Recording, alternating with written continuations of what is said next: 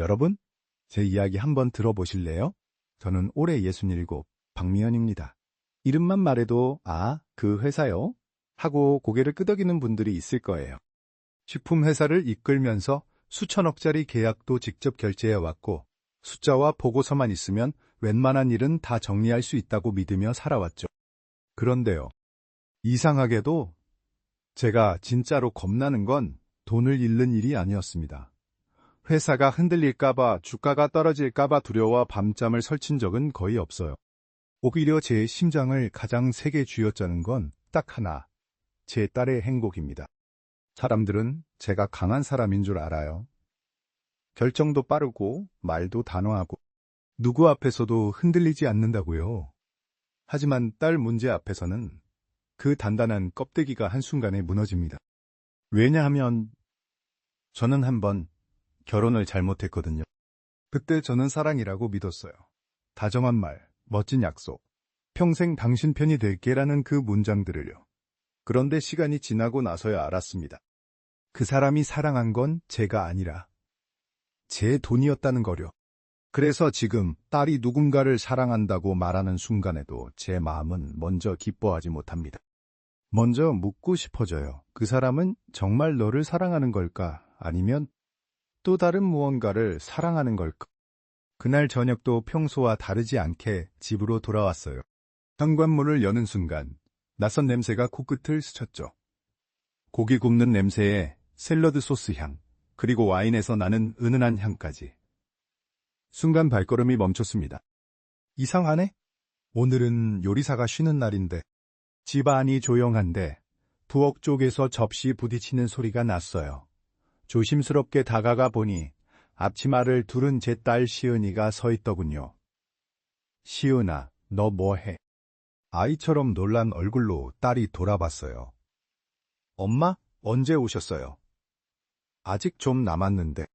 그 표정이요. 괜히 밝고, 괜히 긴장돼 있고, 괜히 웃음이 많은 얼굴. 저는 그때 이미 눈치를 챘어야 했는지도 몰라요. 식탁 위에는 평소엔 잘 올리지도 않던 스테이크, 샐러드, 와인까지 차려져 있었어요. 괜히 가슴 한쪽이 서늘해졌죠. 오늘 무슨 날이야? 제가 묻자 시은이는 잠시 말을 고르듯 포크를 내려놓더니 조심스럽게 입을 열었어요. 엄마, 사실은요. 그 짧은 한마디에 제 심장이 먼저 반응했습니다. 저 청혼 받았어요. 그 순간 손에 쥐고 있던 포크가 접시에 부딪히며 소리를 냈어요. 머릿속이 하얘졌죠. 뭐라고? 지훈 오빠가요. 저한테 결혼하자고 했어요. 저 하고 싶어요. 딸의 눈은 반짝이고 있었어요. 그 눈빛은 거짓이 아니었고 계산도 아니었죠. 정말 사랑에 빠진 사람의 얼굴이었어요. 그런데 이상하게도 저는 웃을 수가 없었습니다. 축하한다는 말이 목까지 올라왔다가 다시 내려가 버렸어요. 너무 갑작스러운 거 아니니? 제 입에서는 그런 말이 먼저 나왔죠. 그 사람, 엄마가 아직 잘 모르잖아. 시은이는 조금 당황한 표정으로 웃었어요. 엄마, 저희 3년이나 만났어요. 정말 좋은 사람이에요. 그 말을 듣는 순간 딸의 목소리 위로 다른 목소리가 겹쳐 들렸어요. 과거의 제 목소리였죠. 그 사람 괜찮아 보여. 나만 믿어. 식탁 위의 따뜻한 불빛과 웃음 속에서 제 마음 한구석은 점점 차가워졌습니다. 그날의 저녁은 분명 행복해야 했는데 제 안에서는 오래된 기억 하나가 조용히 깨어나고 있었어요. 그 의심은 아기가 아니었습니다. 아직 아물지 않은 상처가 너무 익숙한 방식으로 고개를 들었을 뿐이었죠. 그날 밤 시은이가 방으로 들어가고 집안이 조용해지자 저는 식탁에 그대로 앉아 한참을 움직이지 못했어요. 접시에 남은 스테이크는 차갑게 식어가는데 제 마음은 이상하게도 더 뜨거워지더군요. 화가 나서가 아니라 겁이 나서요. 사람들은 저를 결정 잘하는 사람이라고 말합니다. 계약서 한 장에 수천억이 걸려 있어도 저는 숫자를 보고 방향을 정해요. 손해를 막고 위험을 줄이고 최악의 경우를 계산하는 데 익숙하죠. 그런데 딸의 결혼 앞에서는 그 모든 능력이 무력해졌습니다. 왜냐고요? 저는 이미 한 번 제 인생에서 가장 비싼 값을 치른 믿음이 있었거든요. 젊을 때였어요. 저도 한때는 사랑이라는 말만 믿고 세상을 단순하게 보던 사람이었습니다. 그 사람은 처음엔 참 다정했어요. 출근길에 제 가방을 들어주고 밤늦게까지 일하는 저에게 괜찮아, 내가 내 편이야 라고 말해주던 남자였죠. 그때 저는 그 말이 전부인 줄 알았어요. 결혼을 하고 나서부터 조금씩 이상해졌습니다. 아주 교묘하게요. 처음엔 사소한 부탁이었어요. 이번 달만 당신 카드 좀 쓰면 안 돼? 내가 일이 잘 안 풀려서 그래. 저는 부부니까라고 생각하며 넘겼죠. 그런데 그 부탁이 어느 순간부터는 요구가 되었고, 요구는 당연함이 됐고, 당연함은 결국 저를 죄인으로 만들더군요. 당신은 돈이 있으면서 왜 이렇게 차가워? 내가 당신 남편인데 이 정도도 못해줘. 이 말들이 쌓일수록 저는 제 돈이 아니라 제 마음이 털리는 기분이었어요. 더 무서운 건 그 사람이 저를 사랑해서가 아니라 제가 가진 것들을 사랑했다는 사실을 깨달았을 때였습니다. 결국 우리는 끝났고 저는 혼자가 됐어요. 이혼 서류에 사인을 하던 날 저는 울지 않았습니다. 대신 딱 한 가지를 마음에 새겼어요. 다시는 속지 않겠다. 문제는요, 그 다짐이 시간이 지나면서 조금씩 모양을 바꾸더라는 거예요. 다시는 속지 않겠다가 다시는 위험을 허락하지 않겠다가 되고 결국에는 내가 통제하면 안전하다로 변해버린 거죠. 이게 참 이상해요. 배신을 한번 겪으면 사람은 믿음을 잃는 게 아니라 불확실함을 견디는 힘을 잃어버립니다. 예전엔 모르는 것을 모른 채로도 사랑할 수 있었는데 이제는 확실하지 않으면 숨이 막혀요. 그래서 자꾸 확인하고 싶고 자꾸 증명받고 싶고 자꾸 안전장치를 만들고 싶어져요. 그게 제가 딸의 남자친구를 의심한 이유였습니다. 지훈이라는 그 청년을 미워해서가 아니에요. 솔직히 말하면 시은이를 너무 사랑해서 그랬어요. 시은이는 제가 피땀 흘려 키운 아이잖아요. 제가 밤새 일해서 번 돈으로 학비를 내고 제가 한 끼를 굶어도 아이 밥은 챙겨줬어요. 저는 시은이를 키우면서 늘 속으로 그랬습니다.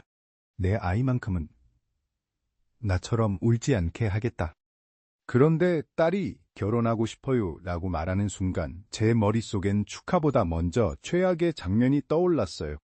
딸이 결혼 후에 조용히 지쳐가는 모습. 사랑이라는 이름으로 돈과 마음이 동시에 갈아먹히는 모습. 그리고 어느 날 제 딸이 저에게 똑같이 말하는 장면. 엄마, 나도 속았나 봐. 그 말을 듣게 될까 봐 저는 미리 겁을 먹었어요. 그래서 딸을 보호한다는 명목으로 사실은 제 불안을 다스리려고 했던 겁니다. 제가 그날 밤 내린 결론은 단순했습니다. 엄마가 확실히 알아야 한다. 엄마가 확인해야 한다. 하지만 지금 와서 생각하면 그건 사랑이기도 했고 동시에 상처가 만든 습관이기도 했습니다. 상처는 늘 책임이라는 옷을 입고 나타나거든요. 내가 안 하면 누가 해? 내가 막아야 해. 그렇게 생각하는 순간 사람은 점점 더 강해지는 게 아니라 점점 더 불안해집니다. 그날 밤 저는 침대에 누워서도 잠이 오지 않았어요. 창밖의 불빛을 바라보며 오래도록 생각했습니다. 내가 지키고 싶은 건 시은이의 행복인데 혹시 내가 하고 있는 건 행복을 지키는 게 아니라 행복을 두려워하는 건 아닐까? 그리고 결국 저는 제 방식대로 움직이기로 합니다. 확실함을 얻어야만 숨을 쉴 수 있는 사람처럼요. 그게 그때 제가 할 수 있는 유일한 선택이라고 믿었으니까요. 그 다음 날 아침, 저는 평소처럼 정장을 입고 회사로 갔어요. 회의가 2개, 결제 서류가 한 무더기, 늘 하던 일들이었죠.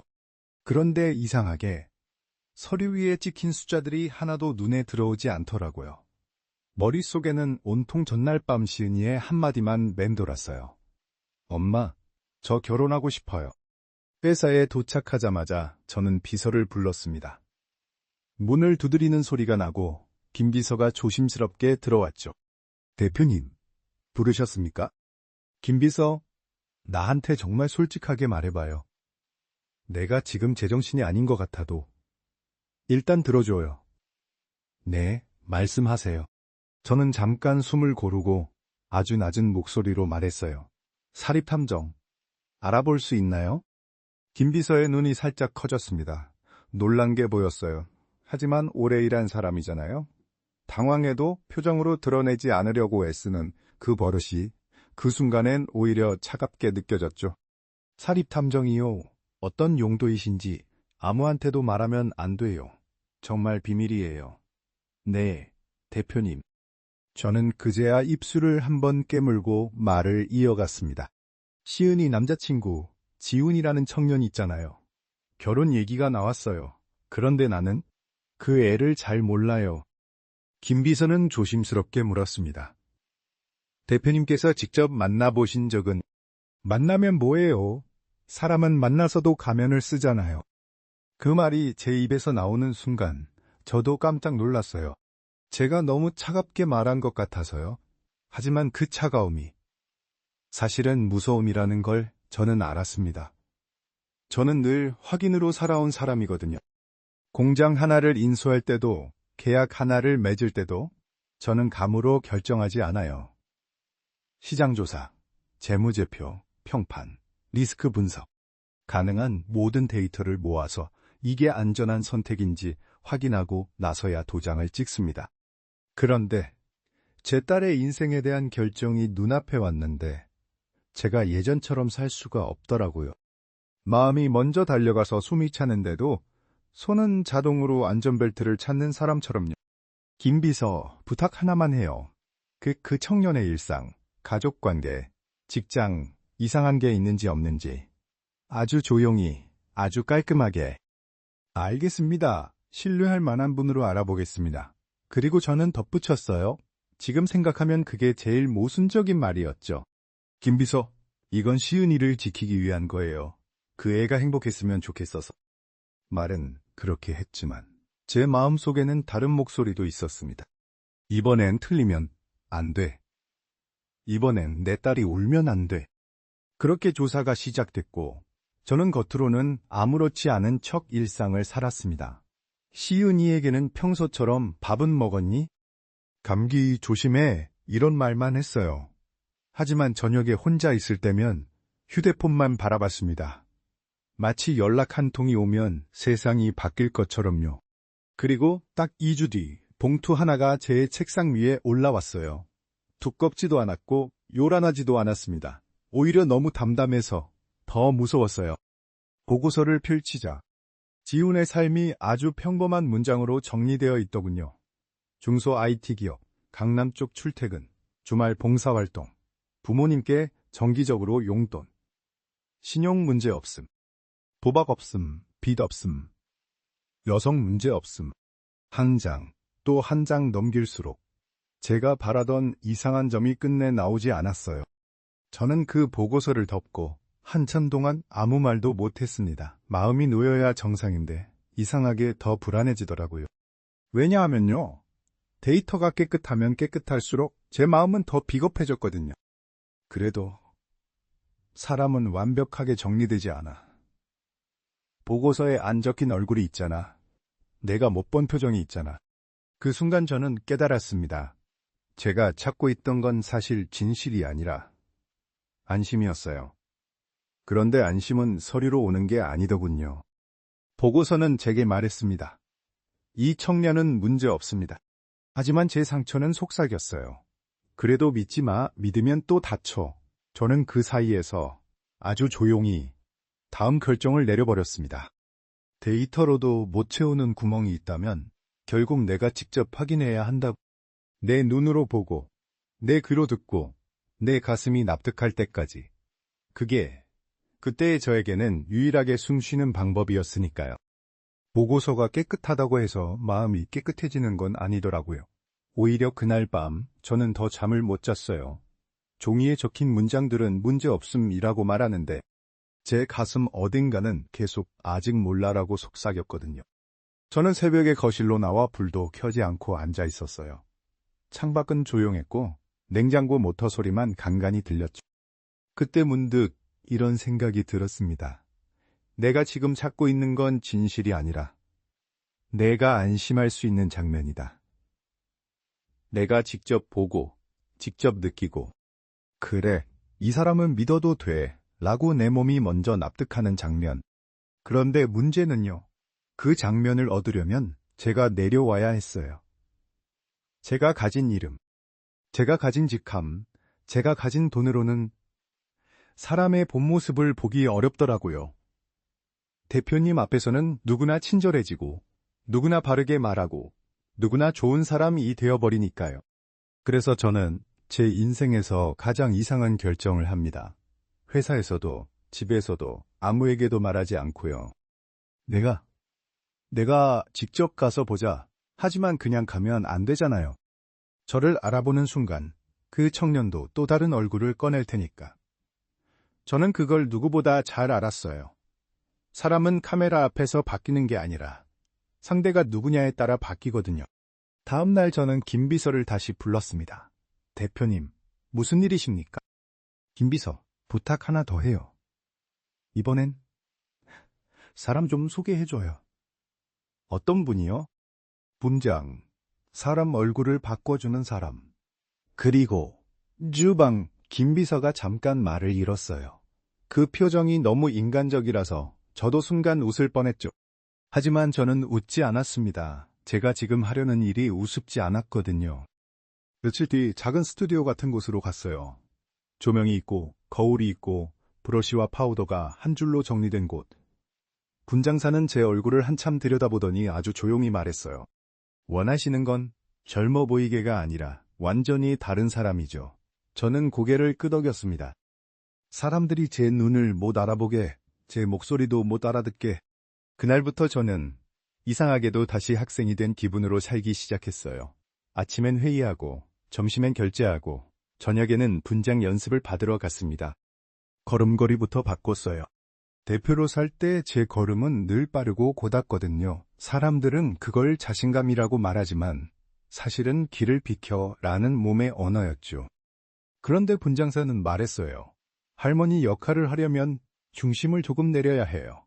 어깨를 살짝 말고요. 걸음은 서두르지 않는 사람처럼. 저는 거울 앞에서 몇 번이나 걸었습니다. 빠르게 걷다가 멈추고 천천히 걷다가 또 멈추고. 이상하죠. 제 인생에서 천천히 걷는 연습을 한 적이 없었거든요. 목소리도 바꿔야 했습니다. 저는 평소 말을 또렷하게 딱딱 끊어서 하잖아요. 습관이에요. 상대가 오해할 틈을 주지 않기 위해서. 그런데 길거리에서 그런 말투는 너무 눈에 띄어요. 분장사는 제게 이렇게 시켰습니다. 문장 끝을 조금 흐리세요. 확신이 아니라 부탁처럼요. 아유, 젊은 사람이 이것 좀 도와주면 안 되나? 어머나, 미안해요. 내가 괜히 귀찮게 했죠? 처음엔 혀가 꼬였어요. 입에 붙지 않았어요.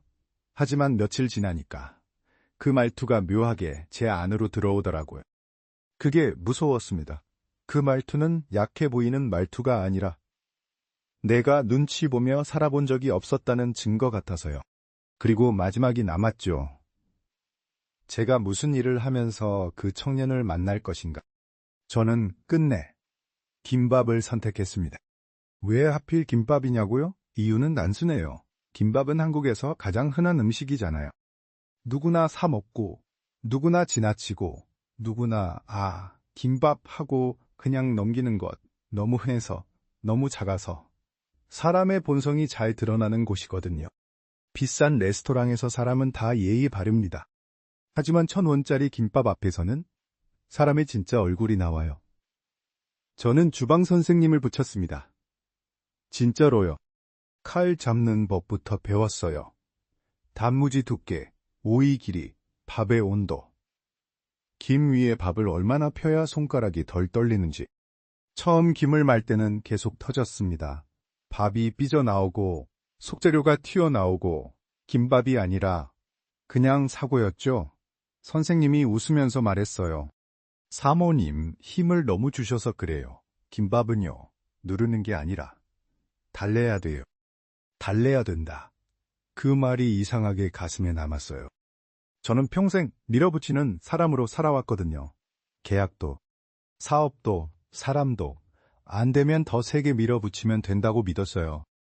그런데 김밥은 밀어붙이면 망가지더라고요.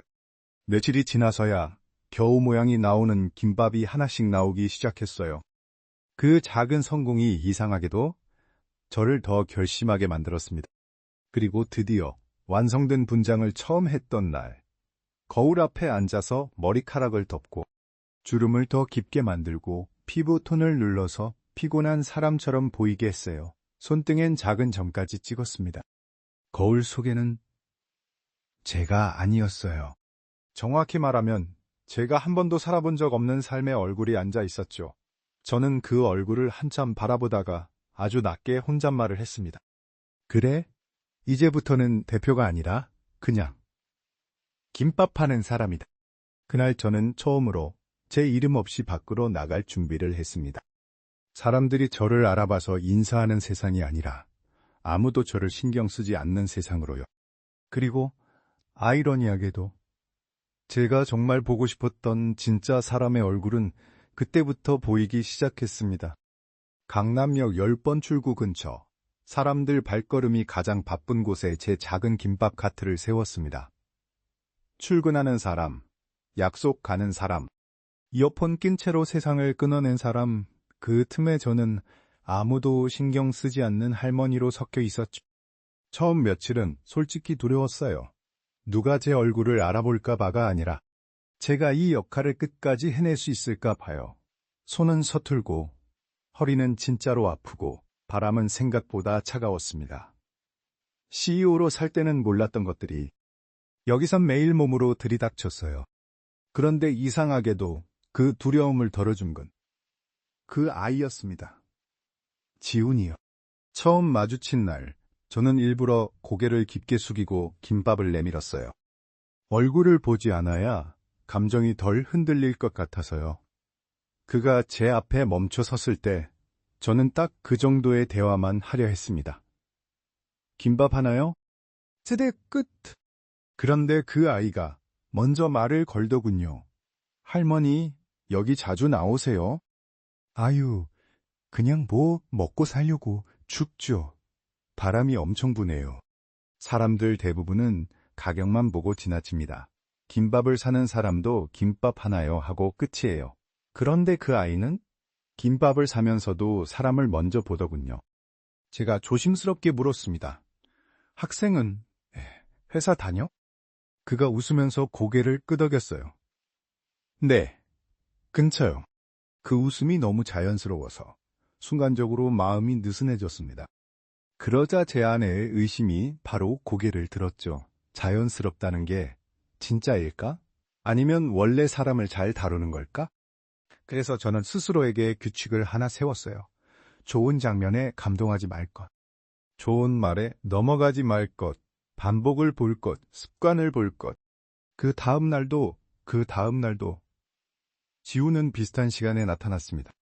그냥 사가고 끝나는 날도 있었지만 가끔은 걸음을 멈추고 한마디를 던졌어요. 오늘은 좀 파이시어요? 아유, 뭐?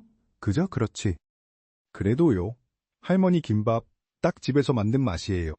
그 말이 칭찬인지 인사인지 그냥 지나가는 말인지 애매하게 들릴 정도로 담백했어요. 오히려 그래서 더 믿기 싫었습니다. 저런 말은 계산이 없어 보이니까 더 위험해. 그렇게 스스로를 다잡았죠. 그러던 어느 날 하늘이 갑자기 무너지는 것처럼 비가 쏟아졌습니다. 사람들이 우산을 펴고 뛰어가는데 제 카트 위에 씌운 비닐은 바람에 들썩였고 김밥 포장지는 축축해지기 시작했어요. 저는 손이 떨려서 테이프가 제대로 붙지도 않더군요. 그때 지훈이 비를 맞으며 뛰어왔습니다. 할머니, 여기. 그는 자기 우산을 제 머리 위로 먼저 가져다 댔어요. 그리고는 본인은 비를 맞아가며 카트 옆 비닐을 다시 묶어줬습니다. 손이 젖어도 신발이 흠뻑 젖어도 먼저 제 쪽을 고정하더군요. 제가 당황해서 말했어요. 아니, 너 비 맞잖아. 그가 웃었습니다. 괜찮아요. 저는 점잖아요. 그 말 하나가 이상하게 가슴을 찔렀어요. 젊어서 괜찮다는 말이 아니라 내가 할 수 있으니까 내가 한다는 태도. 그게 진짜든 가짜든 쉽게 나오는 태도가 아니었습니다. 하지만 저는 또 스스로에게 말했죠. 한 번 우산 준 걸로 사람을 판단하면 안 돼. 가장 쉬운 친절은 누구나 할 수 있어. 그래서 저는 더 작은 것들을 보기 시작했습니다. 아주 사소한 것들. 누가 안 보는 순간에 나오는 표정, 불편한 상황에서의 반응, 손해보는, 선택 앞에서의 자세. 지우는 지하철 계단 앞에서 무릎이 불편해 보이는 어르신에게 먼저 비켜서더군요. 먼저 가세요 하고 길을 만들어줬습니다. 누가 시켜서가 아니라 몸이 먼저 움직이는 것처럼요. 또 어떤 날은 역 앞에서 박스를 깔고 앉아있던 노숙인에게 조용히 빵과 물을 두고 갔어요. 그러고는 눈도 마주치지 않았습니다. 사진도 안 찍고 주변에 들리게 말도 안 하고 그냥 놓고 갔어요. 그게 저는 오히려 더 낯설었습니다. 요즘 세상에 그런 친절은 보통 기록이 남거든요. 그래서 저는 미끼를 던졌습니다. 아주 작지만 사람을 갈라놓는 미끼요. 그날 저는 김밥 가격표를 일부러 바꿔 붙였습니다. 평소보다 조금 비싸게요. 그리고 지훈이 다가오자 아무렇지 않은 얼굴로 말했죠. 오늘은 재료가 좀 올라서 하나에 10,000원이야. 그 순간 저는 그 아이의 눈을 봤습니다. 놀랐는지 불쾌한지 아니면 에이 장난이시죠? 하고 웃어 넘길지. 사람은 돈 앞에서 자존심이 먼저 튀어나오는 경우가 많거든요. 지우는 잠깐 멈췄어요. 아주 짧게. 그리고는 제게 이렇게 말했습니다. 아, 할머니, 죄송해요. 제가 오늘은 그 정도는 좀 힘들 것 같아요. 말투가 이상하게 조심스러웠습니다. 무안주지도 않았고 화내지도 않았고 그렇다고 비굴하지도 않았어요. 그냥 현실을 말하듯이. 제가 일부러 더 떠봤습니다. 그럼 그냥 가.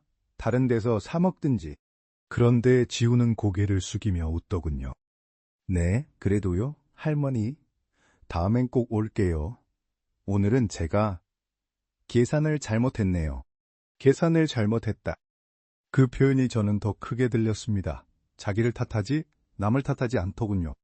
그날 지훈이 돌아선 뒤 저는 한동안 김밥을 쥔 손을 놓지 못했습니다. 이 아이가 정말 계산을 잘못한 걸까? 아니면 내 실험을 눈치채고 일부러 예쁘게 빠져준 걸까? 사람은요, 친절하게도 연기할 수 있어요. 특히 사랑 앞에서는 더 그렇습니다. 그래서 저는 마지막으로 하나를 더 봤습니다. 나가 없는 곳에서의 그 아이. 주말이었어요. 저는 평일보다 더 일찍 나가 지훈의 동선을 멀리서 따라봤습니다. 그러고 싶지 않았지만 저는 아직 완전히 믿을 수가 없었습니다. 믿는 순간 제 딸이 다칠까 봐 무서웠거든요. 그가 향한 곳은 의외로 화려한 곳이 아니었습니다. 오래된 복지관, 그리고 그 안에 있는 작은 식당. 지훈은 거기서 앞치마를 두르고 어르신들 밥을 나르고 설거지를 하고 누군가 흘린 반찬을 말없이 주워 담았어요. 누가 좋은 사람이다 칭찬해주지도 않았습니다. 그곳 사람들은 이미 서로 바빴고 지훈은 그 바쁨 속에 자연스럽게 섞여 있었어요. 한 어르신이 투정을 부리듯 말하더군요. 아이고, 요즘 젊은 것들은 말이야. 대부분의 젊은 사람들은 그 말에 상처를 받거나 표정을 굳힙니다. 그런데 지훈은 그냥 웃으면서 대답했어요. 맞아요. 그래서 제가 오늘 좀 열심히 해보려고요. 그 한마디가 저를 이상하게 무너뜨렸습니다. 열심히 해보려고요. 자기를 증명하려는 말 같았거든요. 누군가의 마음을 얻기 위해서가 아니라 그냥 사람으로서 최소한을 지키려고 하는 말. 하지만 그럼에도 제 마음은 완전히 놓이지 않았습니다. 왜냐하면요. 그 아이가 보여준 건 대부분 친절한 날의 친절이었으니까요. 비 오는 날 우산을 주는 친절, 자리 양보하는 친절, 도와줄 수 있을 때 돕는 친절. 그런데 제가 진짜 보고 싶은 건 그 다음이었습니다. 사람이 불리할 때도 친절할 수 있는지, 사람이 위험할 때도 도망치지 않는지, 사람이 억울한 상황에서 감정이 아니라 원칙을 선택할 수 있는지. 그걸 보는 순간 저는 비로소 제 딸의 인생을 그 아이에게 맡겨도 되는지 알 수 있을 것 같았습니다. 그리고 그 생각이 들자마자 제 자신이 너무 무서웠어요. 저는 어느새 그 아이를 시험지로 만들고 있었습니다. 제 딸의 사랑을 제 점수표로 채점하고 있었죠. 그럼에도 불구하고 저는 멈추지 못했습니다. 김밥을 말면서도 저는 계속 그 아이의 표정을 떠올렸어요. 10,000원짜리 김밥 앞에서 보였던 그 잠깐의 멈춤. 복지관 식당에서 제가 좀 열심히 해보려고요. 라고 말하던 그 눈빛. 제가 믿고 싶은 마음이 점점 커질수록 제 안의 의심도 같이 커졌습니다. 믿고 싶어서 더 무서운 거예요. 내가 마음을 열었다가 다시 닫게 되는 순간이 올까봐. 그때 저는 스스로에게 아주 낮게 말했습니다. 아직은 한 번만 더 보자. 진짜 위험한 순간에 나온다. 그날 밤 집으로 돌아와도 잠이 오지 않았습니다. 불을 끄고 누워있는데 머릿속에서 한 장면이 계속 반복되더군요. 만약? 정말 만약의 말입니다.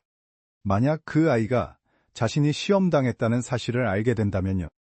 카페에서 제가 가발을 벗고 나는 내 약혼자의 엄마다라고 말하는 순간 그 아이의 표정이 굳어버리는 모습을 상상했습니다.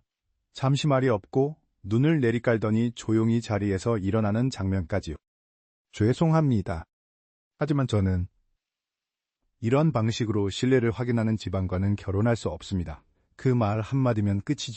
소리 지르지도 않고 원망도 하지 않고 그냥 아주 정중하게 등을 돌리는 겁니다. 그렇게 된다면 그때 잃는 게 뭘까요? 사람들은 말하겠죠. 괜찮아요. 더 좋은 사람 만나면 되죠. 그 정도 남자면 원래 아니었던 거예요. 하지만 저는 압니다. 그건 단순히 한 번의 결혼이 깨지는 문제가 아니라는 걸요. 저는 딸의 눈빛을 잃게 됩니다. 어릴 때부터 저를 전적으로 믿어주던, 어떤 선택을 해도 엄마가 그랬다면 이유가 있겠지라고 생각하던 그 눈빛을요. 그리고 더 아픈 건 제가 평생 스스로에게 붙여왔던 이름을 잃게 된다는 사실입니다. 지켜주는 사람, 책임지는 엄마, 누구보다 딸을 사랑하는 사람. 그 모든 말이 그 순간엔 변명이 되어버립니다. 다 너를 위해서였어. 엄마는 너가 다칠까봐. 하지만 정말 그랬을까요? 아니면 제 안에 아직 끝내 정리하지 못한 두려움이 딸의 인생을 담보로 다시 한번 안전을 확인하려 했던 걸까요? 그날 밤 저는 처음으로 이런 질문을 스스로에게 던졌습니다. 지금 내가 하고 있는 이 모든 행동이 과연 딸을 보호하는 걸까? 아니면 내가 치유하지 못한 과거의 상처를 아이의 미래로 계산서처럼 넘기고 있는 걸까? 그날도 저는 늘 그랬듯이 강남역 근처 사람들 발길이 가장 많은 출구 쪽에 작은 김밥 카트를 세워두고 있었습니다. 손목은 이미 뻐근했고 손끝에는 밥풀이 늘어붙어 있었지만 이상하게 마음은 조용했어요. 며칠 동안 그 아이를 지켜보며 제 안에서 얼음처럼 굳어있던 의심이 조금씩 녹고 있었거든요. 그런데 그날은 공기가 달랐습니다. 늦은 오후 해가 기울면서 바람이 한번 크게 훑고 지나갔고 사람들은 퇴근길에 더 빠르게 걸었습니다.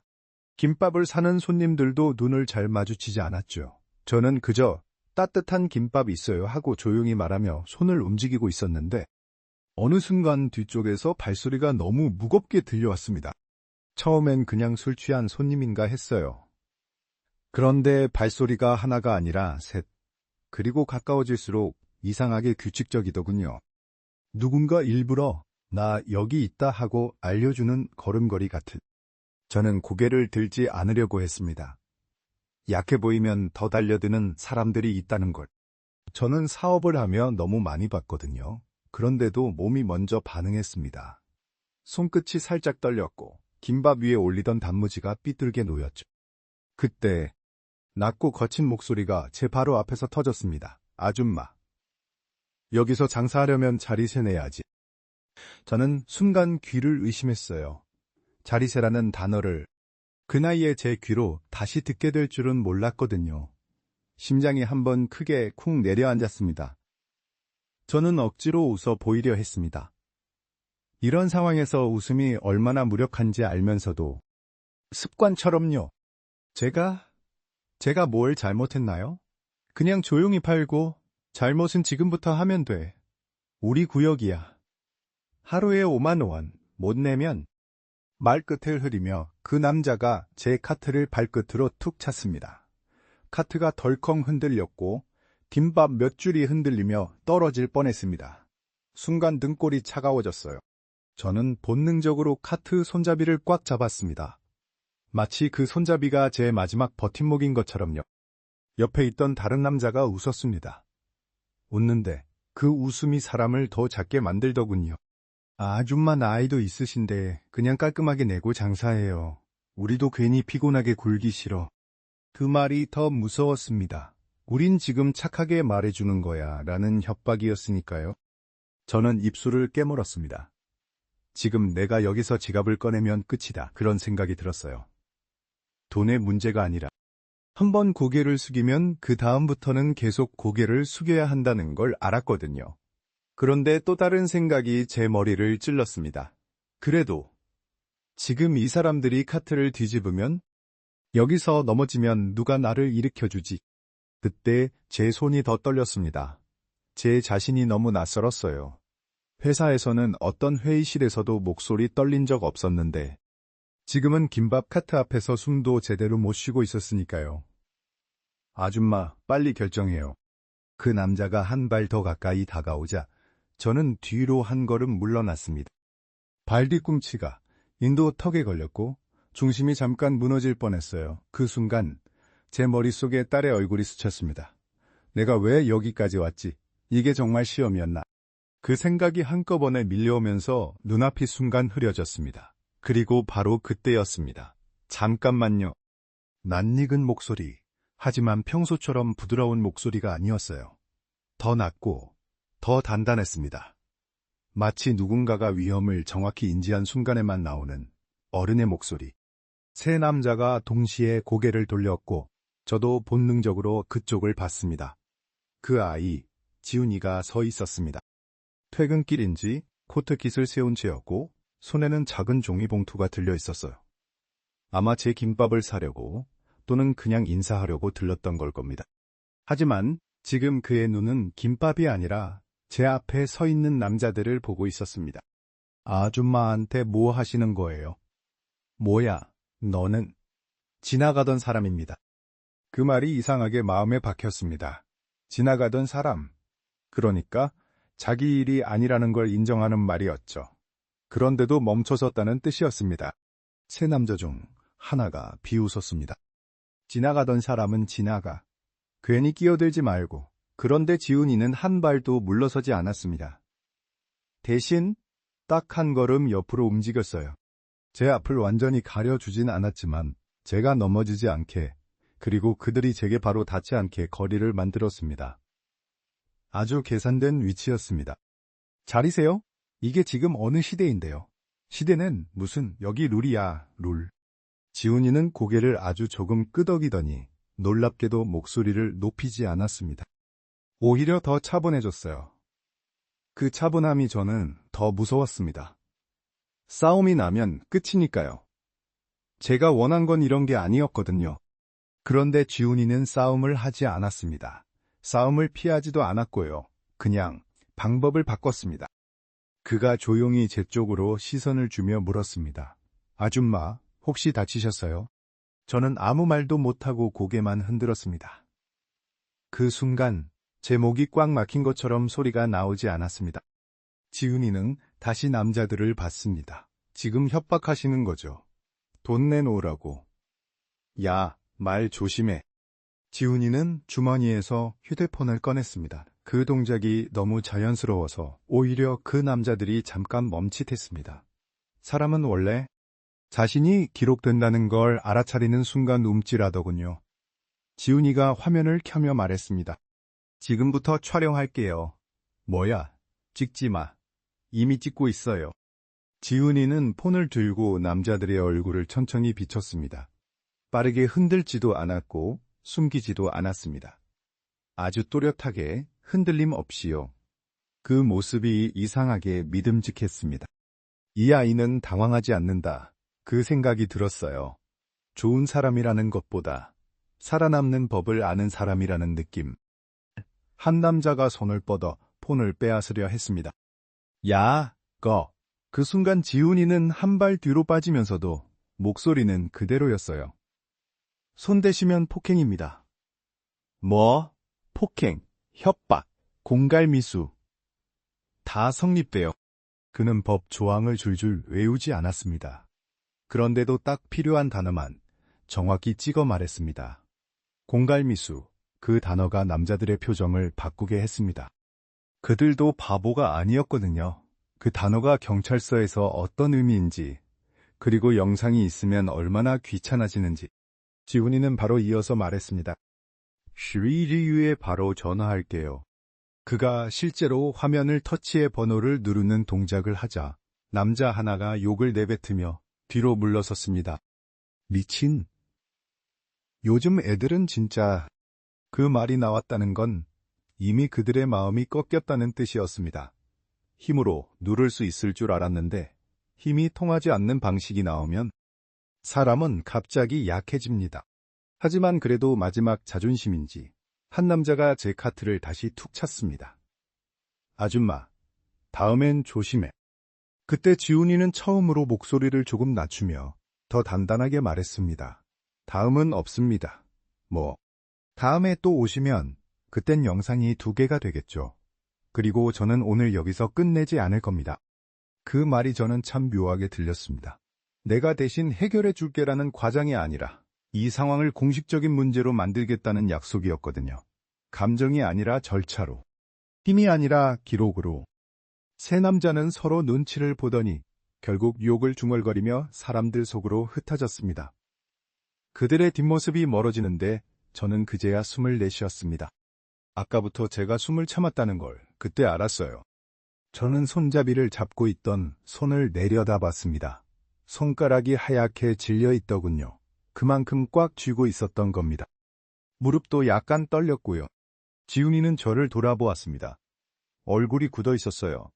화가 난 얼굴이라기보다 긴장을 억지로 눌러 담고 있는 얼굴. 아줌마, 괜찮으세요? 진짜 괜찮아요? 저는 겨우 목소리를 찾았습니다. 고마워요. 괜찮아요. 그 말이 나오자 제 목소리가 너무 작아서 제가 더 놀랐습니다. 세상에서 제 목소리가 이렇게 작을 수 있다는 걸 저는 그날 처음 알았어요. 지훈이는 제 카트를 한번 살폈습니다. 김밥통, 물통, 비닐봉지, 거스름돈 통, 그리고 제 얼굴. 그는 거스름돈 통을 한번 보고는 아주 조심스럽게 말했습니다. 요즘 이런 일 많아요. 특히 혼자 장사하시면 더요. 그 말이 제 가슴을 찔렀습니다. 저는 평생 혼자였던 적이 없다고 믿어왔는데 지금은 혼자였거든요. 회사도 직원도 돈도 없는 혼자. 그 단어 앞에서 저는 너무 약했습니다. 저는 애써 웃으며 말했습니다. 그래도 이렇게 도와주는 사람이 있잖아요. 지훈이는 잠깐 입술을 다물더니 고개를 저었습니다. 도와준 게 아니에요. 당연한 거예요. 당연하다는 말, 그 말이 저를 무너뜨렸습니다. 세상에서 가장 귀한 친절은 대단한 일이 아니라 당연한 일처럼 나오는 거라는 걸 저는 그 순간 알았습니다. 자기 이미지 만들려고, 누가 보라고, 칭찬받으려고 하는 친절은 금방 냄새가 나요. 그런데 이 아이는 지금 아무도 보지 않는 길바닥에서 그냥 당연한 일을 했습니다. 그게 더 무서웠습니다. 이런 사람이 진짜 있구나라는 사실이요. 지훈이는 제 옆에 서서 주변을 한 번 더 둘러봤습니다. 그리고 아주 짧게 말했습니다. 오늘은 제가 여기까지 같이 있어 드릴게요. 최소한 사람 좀 빠질 때까지. 저는 그 말에 고개를 끄덕이면서도 속으로 생각했습니다. 지금 이 순간이 내가 만들고 싶었던 시험의 답이다. 그런데 그 답은 제가 계획한 방식으로 나온 게 아니었습니다. 누가 대본을 쓴 것도 아니고 누가 연기한 것도 아니었고 무엇보다 제가 통제할 수 없는 위험 속에서 나온 답이었어요. 그날 저는 깨달았습니다.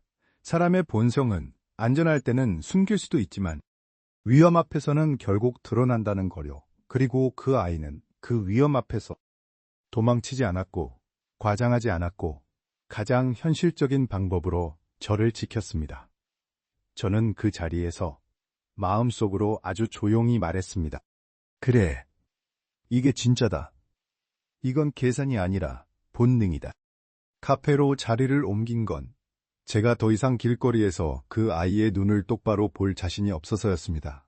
김밥 카트를 정리하는 동안에도 손끝이 계속 떨렸고 따뜻한 물 한 모금을 삼키면서도 목이 타들어갔어요. 저는 평생 결정은 빨리 내리는 사람이었는데 그날만큼은 결정을 내릴수록 제가 더 초라해지는 기분이었습니다. 지훈이는 제 맞은편에 앉아 있었고 아무 말 없이 제 손만 몇 번 봤습니다. 그 눈빛이 이상하게 더 아팠어요. 누군가를 신문하는 눈이 아니라 괜찮으세요? 하고 묻는 눈이었거든요. 저는 그 눈을 피하려고 컵만 만지작거렸습니다.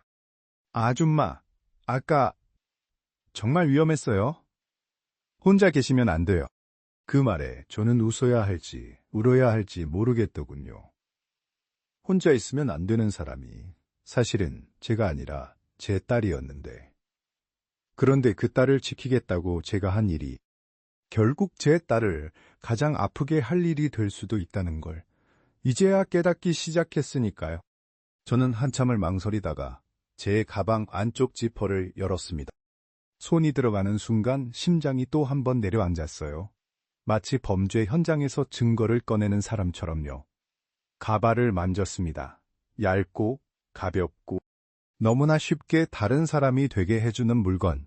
저는 숨을 들이쉬고 아주 천천히 말했습니다. 지훈 씨, 내가 지금부터 하는 말 놀라지 말아줘요. 그가 고개를 들었습니다. 네? 왜요? 저는 손을 올려 가발의 가장자리를 잡았습니다. 그리고 한 번에 벗지 못했습니다. 손가락이 멈칫했고 그 짧은 망설임이 제 마음의 죄책감과 똑같았어요. 결국 저는 천천히, 아주 천천히 가발을 벗어 테이블 위에 내려놓았습니다. 그 순간 카페 안의 소리가 멀어지는 것 같았습니다. 지훈이의 눈이 크게 흔들렸어요. 놀람, 혼란, 그리고 이해할 수 없다는 표정. 아줌마, 뭐예요? 이건... 저는 고개를 숙였습니다. 변명부터 하고 싶었는데 그날은 이상하게 변명이 목구멍에서 걸렸습니다. 변명은 언제나 내가 나쁜 사람이 아니다라는 증명이잖아요. 그런데 그날 저는 좋은 사람이 되고 싶지 않았습니다. 그냥 책임지고 싶었어요. 미안해요. 정말 미안해요. 그 말이 제 입에서 나오는 순간 저는 제 자신이 더 낯설었습니다. 사과를 하면서도 늘 이유를 덧붙이던 사람이었는데 그날은 이유가 오히려 더 비겁하게 느껴졌습니다. 지훈이는 잠시 말이 없더니 조용히 물었습니다. 그럼 저를 보려고 그러신 거예요? 저는 고개를 끄덕였습니다. 그리고 그 다음 말은 거의 속삭이듯 나왔습니다. 우리 딸이 당신을 너무 사랑하길래 내가 겁이 났어요. 지훈이가 입술을 꾹 다물었습니다. 화가 난 건지 상처받은 건지 아니면 둘 다인지. 저는 그 얼굴을 보며 제 손등에 손톱을 박을 정도로 쥐었습니다. 제가 만든 시험이 제가 사랑하는 사람들을 동시에 다치게 만들고 있었으니까요. 저는 급하게 말을 이어갔습니다. 하지만 이번에는 변명이 아니라 제가 왜 이렇게까지 망가졌는지 솔직히 보여주고 싶었어요. 사람들이 나한테는 늘 강한 사람이라고 했어요. 돈도 있고 회사도 있고 직원도 수천 명이고. 그런데 웃기죠. 그런 내가 딸 문제 앞에서는 겁쟁이가 되더라고요. 예전에 내가 사람을 잘못 믿은 적이 있었거든요. 그때의 상처가 아직도 내 안에서 살아있어요. 지훈이가 낮게 숨을 내쉬었습니다. 그래도 이런 방식은 맞아요. 내가 틀렸어요. 저는 그 말에 힘을 줬습니다. 하지만 이라는 단어가 따라오지 않게 이를 꽉 깨물고 말했어요. 그리고 한 가지 더. 내가 오늘 당신한테서 본 건 단순히 착함이 아니었어요. 지훈이가 제 얼굴을 바라봤습니다. 저는 그 시선을 피하지 않았습니다. 이제는 도망치면 더 비겁해질 것 같았어요. 나는 평생 사람을 많이 봤어요. 회사에서든 집에서든 좋은 사람처럼 보이는 건 생각보다 쉬워요. 말 예쁘게 하고 웃고 배려하는 척하는 건 누구나 할 수 있어요. 특히 자기한테 이득이 될 때는요. 지훈이가 아무 말도 하지 않자 저는 더 조용히, 더 또렷하게 이어갔습니다. 근데 진짜는 불리할 때 나오더라고요. 위험할 때, 손해볼 때, 누가 봐주지 않을 때, 그때도 흔들리지 않고 선을 지키는 사람. 오늘 당신은 싸우지 않았어요. 도망치지도 않았고요. 괜히 영웅처럼 덤비지도 않았어요. 대신 폰을 꺼냈고, 기록했고, 법을 부르려고 했어요. 그게 내가 딸에게 필요한 어른의 방식이었어요. 그 말이 끝나자 제 목소리가 잠깐 떨렸습니다. 인정하고 싶지 않았지만 인정해야 했어요. 그 순간에 지훈이는 착한 남자가 아니라 지킬 줄 아는 사람이었습니다. 저는 두 손을 모아 테이블 위에 올렸습니다. 그리고 아주 분명하게 말했습니다. 그래서 더 미안해요. 그런 사람을 내가 의심했으니까. 지훈이는 한참을 조용히 있다가 입을 열었습니다. 저는 따님이 좋아서 만나는 거예요. 시험을 통과하려고 만나는 게 아니고요. 그 말에 저는 숨이 막혔습니다. 맞는 말이었어요. 제가 만들어낸 판 위에서 그는 배우가 아니었는데 제가 그를 배우로 만들고 있었던 거죠. 저는 고개를 깊게 숙였습니다. 알아요? 그래서 내가 먼저 내려올게요. 내가 가진 방식으로는 사랑을 증명할 수 없다는 걸 오늘 알았어요. 잠깐의 정적, 저는 그 정적이 벌 같다고 느꼈습니다. 벌을 받아야 했거든요. 그런데 그때 지훈이가 아주 작게 말했습니다. 그럼 따님한테는 어떻게 하실 거예요? 저는 그 질문에서 이 이야기가 이제부터 진짜 시작이라는 걸 알았습니다. 시험의 결말이 아니라 책임의 시작. 내가 직접 말할 거예요. 내가 얼마나 무서워했고 그 무서움 때문에 얼마나 나쁜 선택을 했는지. 그리고 사과할 거예요. 말로만이 아니라 앞으로는 간섭하지 않겠다고. 내 불안을 딸한테 떠넘기지 않겠다고. 저는 마지막으로 가발을 바라봤습니다. 테이블 위에 놓인 그 물건이 마치 제 겁쟁이 같은 과거 같았어요. 저는 그것을 천천히 가방에 넣었습니다. 다시는 꺼내지 않겠다는 마음으로. 지훈 씨, 다시 한번 미안해요. 그리고 저는 그 사과가 끝이 아니라는 걸 알면서도 그럼에도 불구하고 사과했습니다. 누군가를 시험한 사람이 아니라 누군가의 신뢰를 배워야 하는 사람이 바로 저였으니까요. 집으로 돌아오는 길이 그렇게 길 줄 몰랐습니다. 차창 밖 불빛은 분명 같은 도시인데 제 마음은 마치 다른 나라를 지나가는 것처럼 낯설었어요. 가방 안쪽에 넣어둔 가발이 자꾸만 손끝에 닿는 것 같았습니다. 그 작은 물건 하나가 사람의 신뢰를 그렇게 쉽게 부술 수 있다는 게 믿기지 않았습니다. 집에 도착하자마자 저는 휴대폰을 들었다 놨다 했습니다. 딸에게 전화해야 한다는 건 알았어요. 그런데 그 순간 저는 CEO로서의 결단력도 엄마로서의 용기도 없었습니다. 누군가의 인생을 확인하려 들었던 사람이 정작 자기 딸의 눈을 마주볼 용기가 없다는 게 아이러니했죠. 문이 열리는 소리가 들렸습니다. 딸아이가 들어왔어요. 평소라면 엄마, 나 왔어 하고 웃으며 외쳤을 텐데 그날은 신발도 제대로 정리하지 않고 거실로 곧장 걸어 들어왔습니다. 얼굴이 하얗게 질려 있었고 눈은 붉었습니다. 숨을 들이쉬는 소리마저 떨렸어요. 엄마, 나랑 얘기 좀 하자. 그 목소리가 너무 차가워서 저는 순간 몸이 굳었습니다. 딸은 제 앞에 서서 가방을 탁 내려놓더니 손에 쥔 휴대폰 화면을 제게 들이밀었습니다. 지훈이가 보낸 메시지였겠죠. 읽지 않아도 알 수 있었습니다. 저 때문에 생긴 일이라는 걸.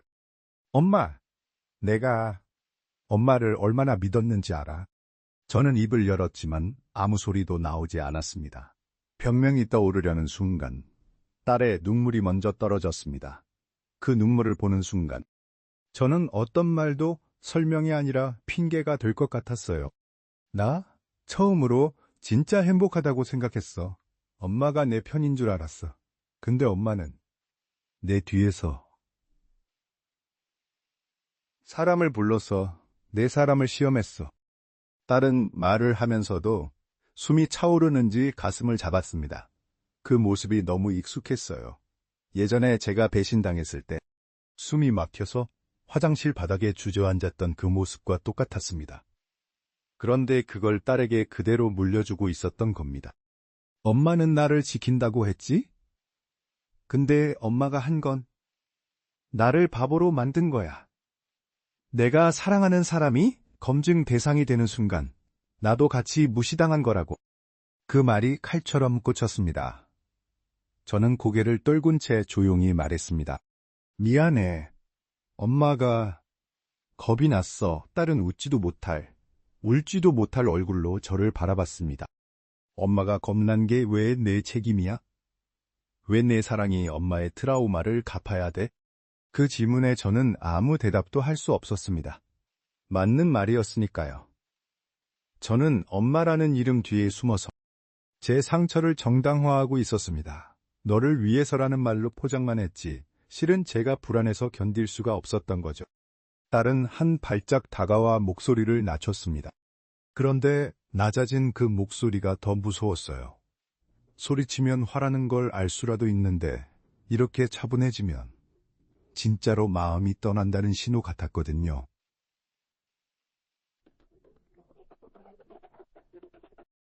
엄마, 지훈 오빠가 뭐라 했는지 알아? 오빠가 어머니가 나를 싫어해서 그런 게 아니라는 건 알지만 그래도 이런 방식은 너무 아프다고 했어. 오빠가 엄마 이해하려고 했다고. 딸의 말이 끝나자 저는 심장이 꺼지는 기분이었습니다. 제가 시험한 사람은 시험을 견딜 만큼 성숙했고 제가 진짜로 견뎌야 할 건 딸의 상처였습니다. 엄마는 늘 그러잖아. 사람은 행동으로 증명해야 한다고. 회사에서도 그렇게 가르치잖아. 근데 왜 엄마는 나한테만은 말로만 해? 미안하다 그랬다. 그 말로 내가 지금 아픈 게 사라져. 딸이 그렇게 말하는 순간 저는 알았습니다. 제가 지금 해야 할 건 설득이 아니라 받아들이는 거라는 거려. 딸의 분노는 예의 없는 감정이 아니라 무너진 신뢰의 자연스러운 결과였습니다. 저는 천천히 소파에 앉았습니다. 그리고 딸을 보며 말했습니다. 너 맞아. 엄마가 한 건 사랑이 아니라 통제였어. 딸의 눈이 잠깐 흔들렸습니다. 그게 더 아팠어요. 딸은 제가 엄마로서 끝까지 변명할 거라 생각했을 겁니다. 그런데 제가 인정해버리니까 딸은 더 이상 싸울 상대도 붙잡을 이유도 없어진 얼굴이었습니다. 엄마는 예전에 한번 크게 속고 나서 다시는 그런 꼴 못 본다고 마음먹었어. 근데 그게 내가 강해진 게 아니라 겁이 많아진 거였더라. 나는 너를 지킨다고 했지만 사실은 내가 다시 무너질까 봐 너를 움켜쥔 거야. 딸은 눈물을 닦으며 고개를 저었습니다. 엄마가 나를 움켜쥐면 나는 숨이 안 쉬어져. 그 한마디에 저는 완전히 무너졌습니다. 제가 딸을 위해 만들었다고 믿었던 안전한 울타리가 딸에게는 감옥이었던 거죠. 저는 딸 앞에서 고개를 깊게 숙였습니다. 제 인생에서 그렇게 낮게 고개를 숙인 적이 거의 없었는데 그날은 그게 당연하다고 느껴졌습니다. 너한테 이런 말 할 자격 없지만 부탁 하나만 하자. 오늘은 엄마가 옆에 있어도 될까? 아무 말 안 해도 돼. 설득도 안 할게. 너 화내도 돼. 울어도 돼. 그냥 엄마가 내가 아픈 걸 피하지 않게 해줘. 딸은 한참을 말이 없었습니다. 그 침묵이 제게는 벌처럼 길었습니다. 저는 그 침묵이 끝나지 않아도 괜찮다고 생각하려 했어요. 지금까지는 제가 침묵을 견디지 못해서 질문하고 확인하고 통제했으니까요. 딸이 아주 작게 말했습니다.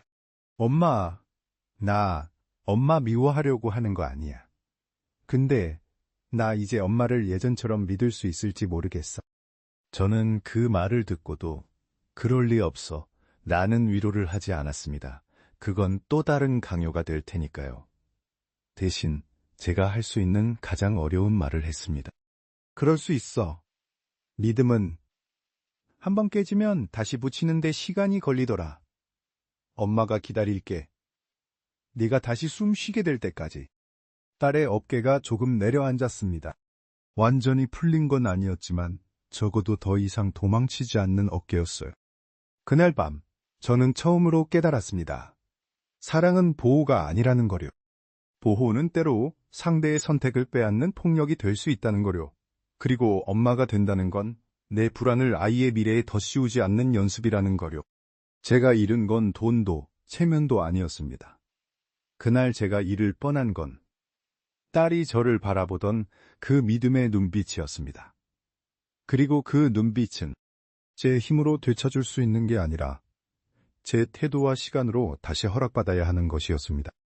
나는 미안하다는 말을 여러 번 했다. 그런데 이상하게도 말할수록 내 속이 더 비어 보였다. 사과는 끝이 아니었다. 사과는 문 앞에 서서 문손잡이를 잡는 것뿐이었다. 문을 열고 안으로 들어가서 진짜로 바뀌는 건 행동이었다. 딸아이는 내 말을 듣지 않았다. 아니, 못 들었다. 그 아이의 귀가 다친 게 아니라 마음이 다쳐서 더 이상 설명이 들어갈 공간이 없었던 거다. 그래서 나는 그날 처음으로 설명을 포기했다. 변명도 포기했다. 대신 내가 앞으로 어떤 사람이 될 건지 구체적으로 말하기로 했다. 엄마가 다시는 안 할게. 이런 약속은 너무 쉽다. 너무 가볍다. 나는 CEO로 살면서 수천 번 봤다. 다시는 안 한다는 말은 계획이 없을 때 제일 먼저 나온다. 그래서 나는 한 문장씩 아주 천천히 딸에게 새로운 규칙을 건넸다. 이제부터 엄마는 너를 조사하지 않을 거야. 누구를 만나는지, 어디를 가는지 몰래 확인하지 않을 거야. 엄마가 불안하다고 해서 너한테 증명하라고 하지 않을 거야. 엄마가 의견이 있으면 먼저 묻고 말할게. 내가 원하지 않으면 그 자리에서 멈출게. 딸아이는 눈을 깜빡이며 나를 봤다.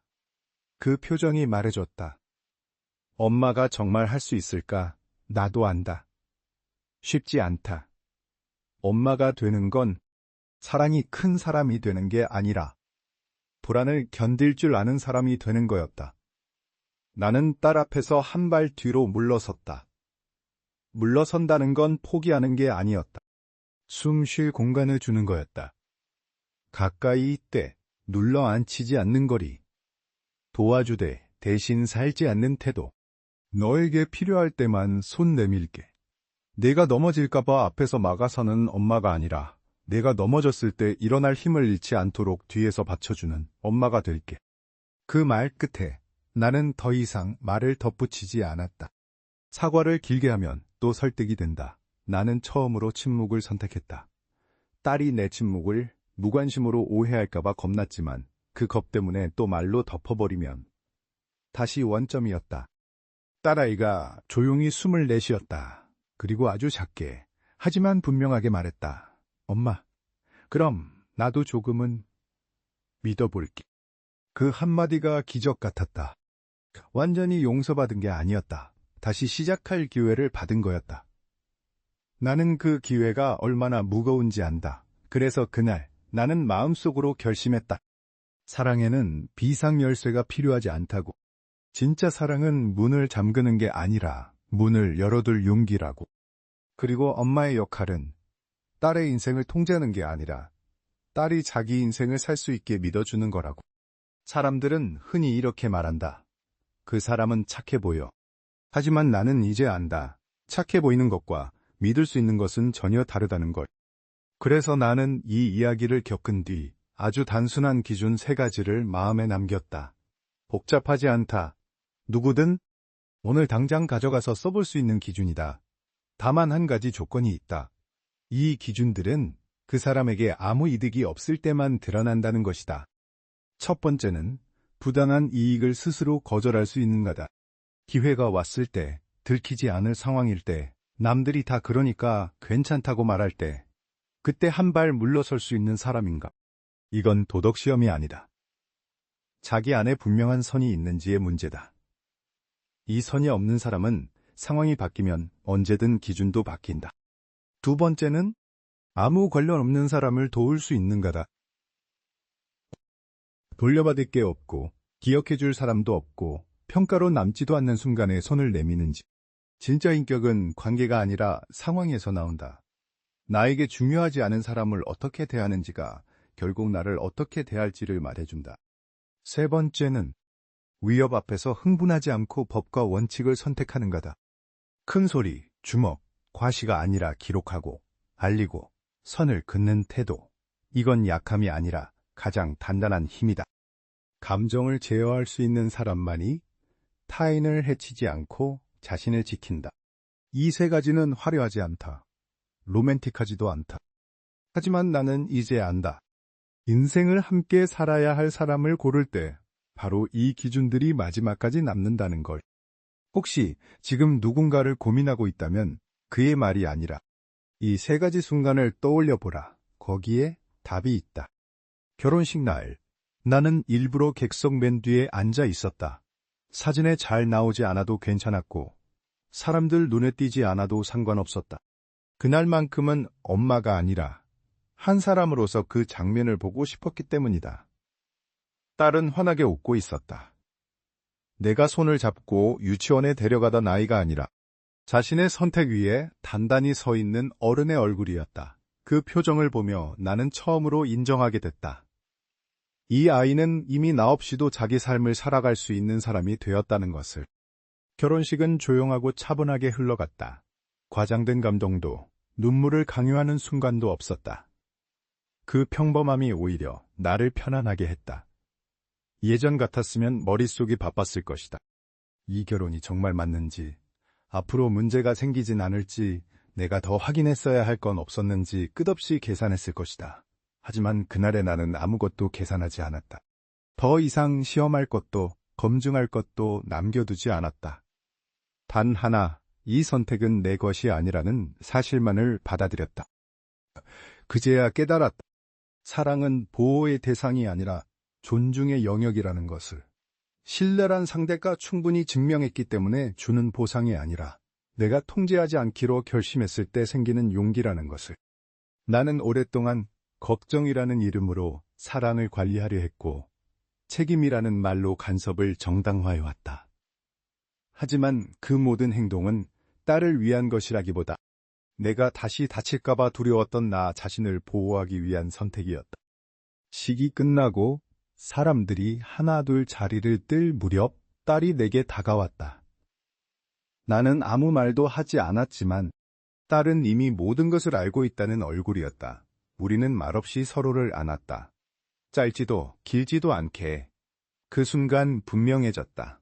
내가 해야 할 마지막 역할은 조언, 개입도, 검증도 아니라는 것을. 믿고 한 걸음 물러나는 일, 그것이 내가 딸에게 줄 수 있는 마지막 책임이라는 것을.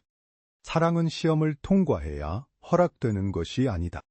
사랑은 의심을 멈출 수 있을 때 비로소 숨을 쉰다. 우리는 흔히 이렇게 말한다. 너를 위해서야. 걱정돼서 그래. 혹시 모르니까 확인하는 거야. 하지만 정말로 스스로에게 물어봐야 할 질문은 따로 있다. 그 행동이 상대를 안전하게 만드는지 아니면 내 불안을 잠시 덜어주는지에 대한 질문이다. 이 이야기를 듣고 있는 당신도 어쩌면 누군가를 사랑한다는 이유로 그 사람의 선택을 시험대 위에 올려놓고 있을지도 모른다. 그렇다면 잠시 멈춰서 생각해보자. 당신은 지금 사랑하는 사람을 보호하고 있는 것일까? 아니면 당신이 아직 내려놓지 못한 두려움을 그 사람에게 대신 감당하게 하고 있는 것일까? 사랑은 붙잡을수록 단단해지는 것이 아니다. 믿고 놓아줄 때 비로소 사람을 어른으로 만든다. 그날 이후 나는 딸의 인생을 앞에서 이끌지 않는다. 대신 뒤에서 조용히 넘어질 가능성까지 포함해 응원하는 법을 배우고 있다. 그리고 이제야 말할 수 있다. 사랑이 시험을 멈춘 순간 비로소 진짜 사랑이 시작되었다고.